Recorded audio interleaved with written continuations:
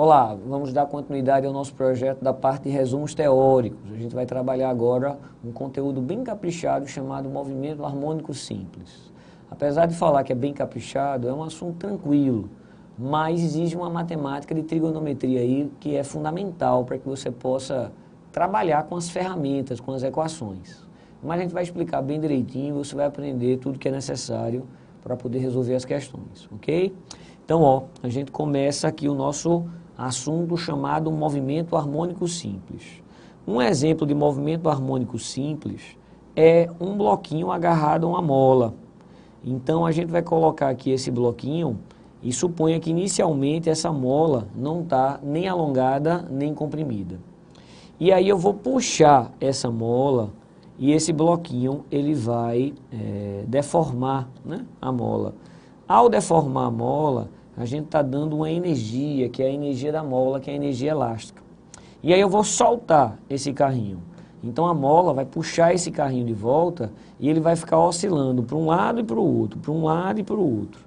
E o que a gente quer saber é justamente as características do que está ocorrendo nessa oscilação. O que é que vai acontecer com essa oscilação, com esse vai e vem? Então, eu posso dizer que o movimento harmônico simples é um movimento periódico, é um movimento oscilatório com determinadas características. Então, a gente está, vamos dizer assim, estudando, vai estudar em detalhes o chamado oscilador massa-mola. Então, vamos ver o que é que está acontecendo nesse vai e vem. Então, para não ficar 3 desenhos, eu vou colocar apenas um desenho e você vai interpretar que esse desenho aqui, ó, único, é justamente o bloquinho agarrado à mola. Nesse local do meio, a gente vai considerar que o bloquinho ele nem está esticado, nem está comprimido. Então, eu vou chamar isso aqui de eixo X, e esse X não tem nenhum valor nesse momento. Aqui a gente vai dizer que existe uma deformação máxima, que é a amplitude, e aqui tem uma compressão máxima, que eu estou chamando de menos amplitude. Lembrando que sempre vai existir a história da mola. Então, aqui estava o bloquinho sem deformação, que significa x igual a 0. Aqui, o bloquinho ele deformou ao máximo e aqui ele está com uma compressão máxima. Então, a primeira propriedade que a gente tem que entender é que como ele fica oscilando para um lado e para o outro, para um lado e para o outro, vai haver aqui uma inversão de movimento. Para haver a inversão de movimento, ele precisa sempre parar na inversão de movimento. Então, eu vou dizer que a velocidade nesse local é nula e a velocidade nesse local é nula, pois ele está invertendo o movimento. E no meio, ele está no embalo, é o que a gente chama de velocidade máxima. Então, isso já são propriedades do movimento harmônico simples. Na extremidade, a velocidade é 0, pois ele para poder inverter o movimento. E no meio, que é chamada posição de equilíbrio, a velocidade ela é máxima. Bem, analisando as forças, a gente inicialmente despreza qualquer atrito, porque esse movimento é um movimento, vamos dizer assim, eterno. Ele não tem perda nenhuma, então ele fica oscilando para um lado e para o outro a vida inteira, já que não vai perder nenhuma energia, a gente vai dizer que não tem nenhum atrito. Mas as forças que atuam nesse bloquinho, claramente, elas são o peso anormal, e além do peso anormal, está sempre atuando a nossa força elástica. Mas o peso cancela com a normal, e na prática a força resultante que atua nesse bloquinho é a própria força, o quê? Elástica. Então a gente pode dizer que massa vezes aceleração, que é a fórmula da força resultante, colocar agora em módulo a fórmula da força elástica, que é calculada em módulo como sendo Kx. O objetivo que eu tenho de desenhar e de escrever essa equação é dizer, olha, para um determinado bloquinho e uma determinada mola, se não vou mexer nem na constante nem na massa, para alterar o valor da aceleração, eu preciso alterar o valor da deformação da mola. Porque quanto maior a deformação, maior é a força. E se maior vai ser a força, maior vai ser a aceleração. Isso quer dizer que no local onde está mais alongado, existe a maior força e, consequentemente, gera a maior aceleração. Então, a outra propriedade que a gente vai colocar é que na extremidade, a aceleração ela é máxima, tanto quando ele está alongado, quanto quando ele está comprimido. E no meio não tem deformação nenhuma. Se não tem deformação, não tem força. E se não tem força, não tem o quê? A aceleração. Então é fundamental que você tenha essas pequenas propriedades aí, ó, na cabeça para poder dizer, estou ligado em movimento harmônico simples. Quais propriedades, professor? Olha, nas extremidades a velocidade é nula e no meio a velocidade ela é máxima. Nas extremidades, como a força é máxima, a aceleração vai ser máxima também. E no meio, como não tem força elástica e a peso anormal já se anulou, força nenhuma gera aceleração nenhuma. A gente também vai falar a parte de energia. A parte de energia a gente vai dizer o seguinte, ó, não perde energia, beleza. Mas a altura ela não muda, ele fica oscilando para lá e para cá, mas a altura é sempre a mesma. Mas eu estou percebendo que nesse local aqui, ó, ele está parado, então ele não tem energia cinética, mas ele tem energia elástica. E você lembra que a energia elástica é calculado como sendo kx² sobre 2. Só que o x nesse local representa a própria amplitude. Então a energia elástica na extremidade vai ser a constante elástica, o a² sobre 2. Já no x igual a 0, ele não tem x, consequentemente não tem energia elástica, mas ele tem a máxima velocidade, ou seja, ele vai ter a energia cinética, que é calculado como sendo mv² sobre 2.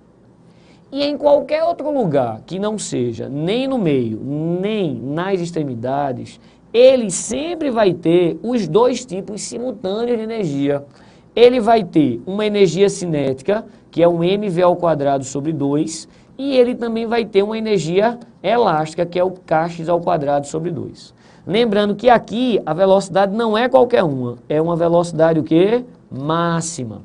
E o que a gente pode dizer é que como não existe perda de energia, a energia elástica máxima, a energia cinética máxima e a soma da energia cinética mais energia elástica, todas têm o mesmo valor. Como assim? Se eu disser que a energia daqui é 100, como não tem perda, a energia daqui também é 100. Como não tem perda, a energia daqui também é 100. Os valores das energias totais, ou seja, da energia mecânica, ela se conserva.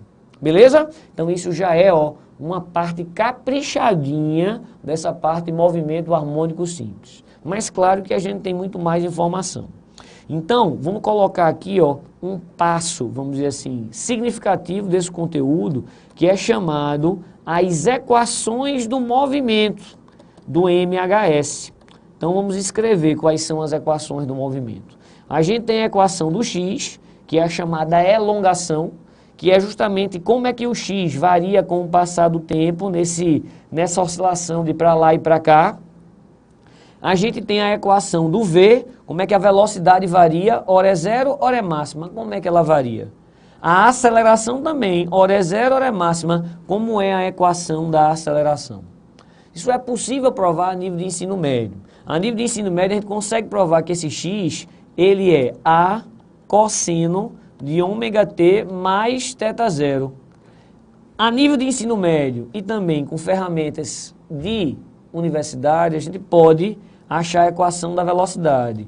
Menos a ômega seno de ômega t mais θ zero. De maneira análoga, a gente consegue obter a aceleração escalar desse movimento harmônico simples e vai ser dada por essa expressão aqui. E se a gente prestar atenção, essa equação do x e do a, elas possuem uma relação. No lugar de a vezes cosseno, eu tiro o a cosseno e no lugar do a vezes cosseno eu boto o x. Então esse a cosseno, está virando x. Então é menos ômega ao quadrado vezes x. Essas são as 4 equações do movimento. Bem, não são fáceis de serem memorizadas, elas para alguns são assustadoras, mas à medida que a gente for resolvendo questões, você vai se acostumar e vai achar simples. Bem, uma outra equação que pode ser útil nas questões, mas é raro ser útil, mas eu vou colocar aqui. Lembra dessa equação fundamental da trigonometria? Seno ao quadrado mais cosseno ao quadrado igual a 1. Então, se eu tirar o cosseno daqui, a gente vai obter que o cosseno deste cidadão, que eu vou chamar de alfa, ele é simplesmente x sobre a. De maneira análoga, se eu tirar o seno daqui, essa figura aqui, eu vou chamar de alfa, tudo que está aqui dentro. Então, esse V, ele vai ser, esse seno, ele vai ser V sobre menos a ômega. Então, eu aplico isso aqui e obtenho uma equação que não envolve o tempo. Seria um Torricelli lá do movimento harmônico simples. Então, no lugar do seno, elevando ao quadrado, ficaria V2 a 2 ômega 2. No lugar do cosseno, elevando ao quadrado, ficaria x2 a 2, tudo isso igual a 1. É uma equação coringa. Se não tiver tempo, eu posso jogar nessa expressão e encontrar, dado V de velocidade, eu acho x, ou dado x, eu acho V. Mas isso também pode ser feito, essa mesma equação equivalente, com essa parte de energia. Então é dizer, por exemplo, que toda a energia elástica na posição de deformação máxima, ela é igual à soma da cinética mais a elástica de um determinado local. Então, tanto faz usar a equação de energia ou usar essa equação aqui de Torricelli. Essas, então, são as equações do movimento que a gente vai treinar bastante com resoluções de questões. Além disso, nesse conteúdo, a gente tem duas expressões que também podem ser deduzidas a nível de ensino médio, mas que a gente vai colocar de forma mais objetiva para os fins desse resumo, que é a parte envolvendo período. Aí a gente tem duas situações. A gente vai ter período disso que a gente está falando, que é o oscilador massa-mola, e a gente vai ter o período do rapazinho chamado de pêndulo simples, que eu vou te mostrar daqui a pouco. Então, esse oscilador massa-mola é o seguinte. Suponha que ele está oscilando para lá e para cá, como a gente já comentou em situações anteriores. Ora, a deformação é zero, ora, a deformação é máxima, tanto alongado quanto que comprimido. E aí o que eu estou querendo é lhe apresentar a fórmula do período de um oscilador massa-mola de massa M e constante K. Então, aceite que o período de oscilação desse oscilador massa-mola é possível deduzir e ele é calculado assim, raiz de 2π M sobre K. Como falamos, M é a massa do bloco e K é a constante da mola. Pela lógica, se a gente coloca um objeto mais pesado, ele vai demorar mais. Isso quer dizer que o tempo fica o quê? Maior. Quanto maior a massa, maior vai ser o período. Não é uma relação diretamente proporcional, porque tem uma raiz. O que a gente pode dizer, verbalizar, é que o período é diretamente proporcional com a raiz quadrada da massa.